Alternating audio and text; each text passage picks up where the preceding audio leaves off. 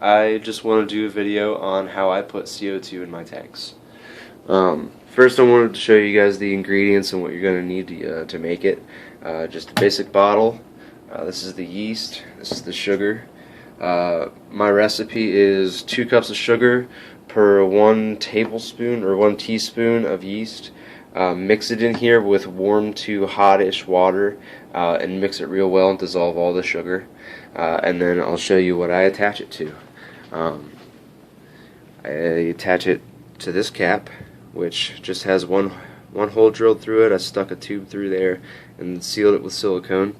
And then that tube gets led into here, into the water, and it works as a bubble counter. And then this also works as a safety measure, so if I accidentally knock over the bottle with all the yeast and sugar mixture in it, it's not going to go directly into my tank. It's going to go into here, and it's going to save it from going into my tank at all and killing all my fish, because that's what would happen.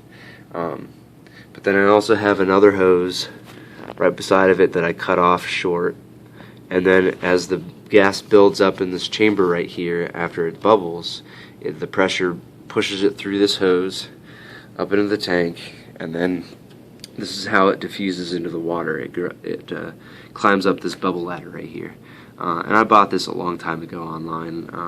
I rarely used it until I started putting CO2 in my tank again, obviously. But the bubbles just run up this ladder all the way to the top, but it's inefficient because the bubble escapes the top and goes to the top of the tank and pops. If it does that, it doesn't use the CO2. So it does lose some CO2. It's not 100% efficient. There are other ways though, and I do have 2 other ways that you can diffuse CO2 in your tank.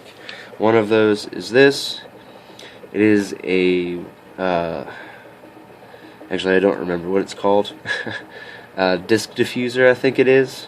And the bubble just travels down this tube up here, and then it forces itself up through that white disc right there, and creates super tiny little bubbles. Now, the problem with this one is also inefficient because those little bubbles go to the top of the water and pop and are worthless. But it does, I think it probably does put more CO2 in the water than the bubble ladder does. And then the last one is in my main tank, and I just put the outtake of the CO2 into the intake of my filter, and it's a canister filter. It's got 2 different levels, so that bubble is going to travel up all the way through the tubing of the intake, all the way into the actual filter itself, and be broken down into the media, and then pushed out of the outtake, and then into my tank. I feel that is probably the most efficient way to put CO2 into your tank. Pressurized or otherwise. I would love to get a pressurized system. If you don't know what that is, look it up. It's pretty awesome, but the price tag is, or the initial price is high, and then after that, I guess it's not that, people say it's not that expensive, but I just don't have the initial money up front to do that.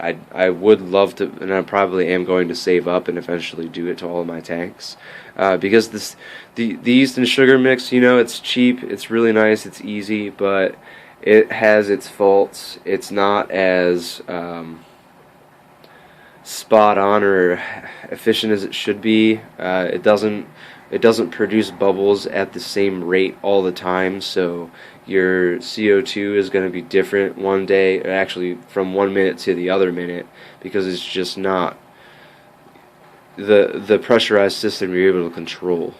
You can't really control the sugar and yeast. It's just kind of that's science for you, I guess.